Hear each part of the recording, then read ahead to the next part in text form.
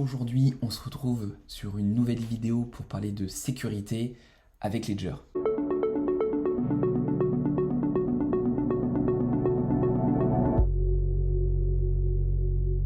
Dans une précédente vidéo, je t'avais déjà démontré que Ledger faisait des quêtes, donc c'est un moyen ludique d'apprendre sur la sécurité, de gagner un NFT et éventuellement de rentrer dans des raffles pour même gagner un Ledger. Donc la précédente vidéo concernant ce sujet était une collaboration entre Ledger et ApeCoin. Donc Ledger, c'est une entreprise française qui a été créée en 2011 pour protéger les actifs numériques tels que les crypto-monnaies et les NFT. Et ApeCoin, c'est le token de l'écosystème Yuga Labs, plus connu grâce à ces singes fatigués appelés Bored Ape. Donc il faut savoir que Ledger met à jour ses quêtes à travers des collaborations avec d'autres collections NFT comme Deadfellas ou précédemment Coolcat, également avec des partenaires comme Samsung, mais développe aussi ses propres quêtes en interne, sans collaboration, sans avoir besoin de tokens. C'est quasiment les plus simples à faire et du coup c'est le moyen le plus simple de gagner des NFT qu'ils appellent NFT POC, Proof of Knowledge. Donc ce NFT garantit et valide tes compétences en termes de sécurité, à savoir que ces NFT ne sont pas transférables.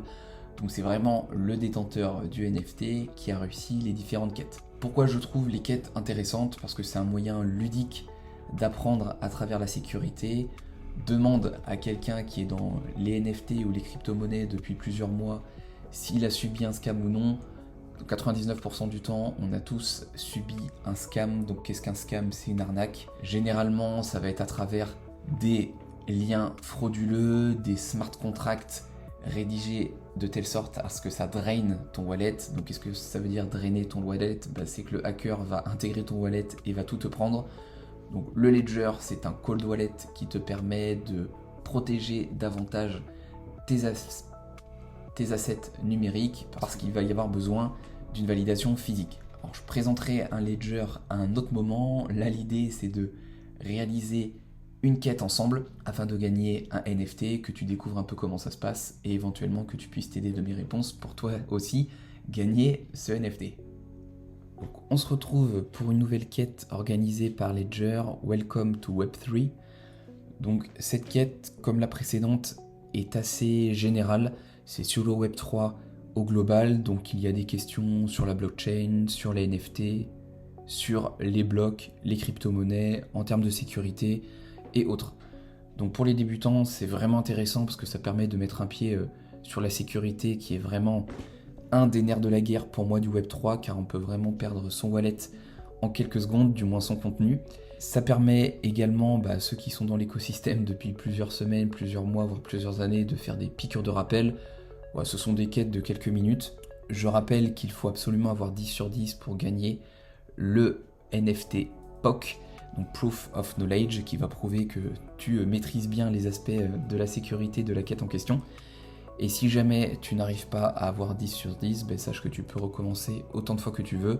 Attention, ce n'est pas aussi facile que quand j'avais fait la Ledger Quest, mais là ils ont changé l'ordre des questions, ils ont changé l'ordre des réponses, et il y a même plus que 10 questions. C'est-à-dire que si tu essayes la quête une première fois et que tu n'as pas 10 sur 10, le questionnaire d'après va pouvoir te générer, alors peut-être pas 10 questions différentes, mais tu vas en avoir peut-être 5 identiques et 5 nouvelles. Moi personnellement, je n'ai jamais réussi à la faire du premier coup, donc ça permet de répondre à davantage de questions, ce qui peut d'un côté être un peu pénible quand on veut les NFT, mais qui nous permet d'apprendre encore davantage sur la sécurité. Donc voilà, qu'est-ce que sont des NFT? Ou une réponse assez facile. Parmi ces réponses, laquelle est fausse?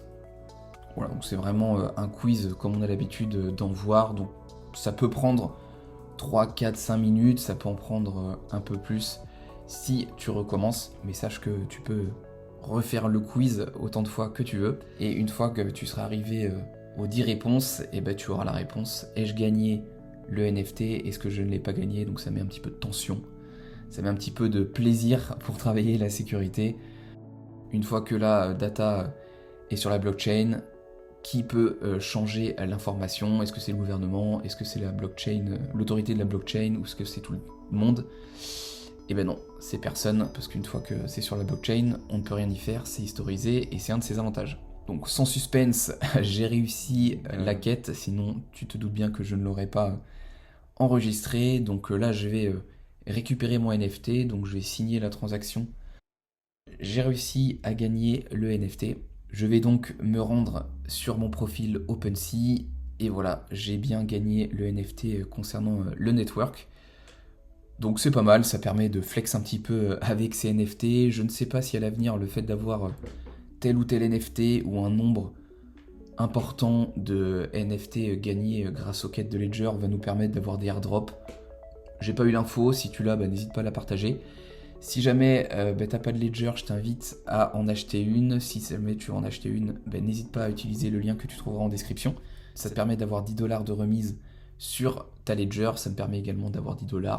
Tu me soutiens, tu me récompenses et moi je t'offre une réduction, donc tout le monde est content. Si ce type de vidéo t'a plu, je t'invite à l'indiquer en commentaire. Et sur ce, je te dis à la prochaine pour une nouvelle quête.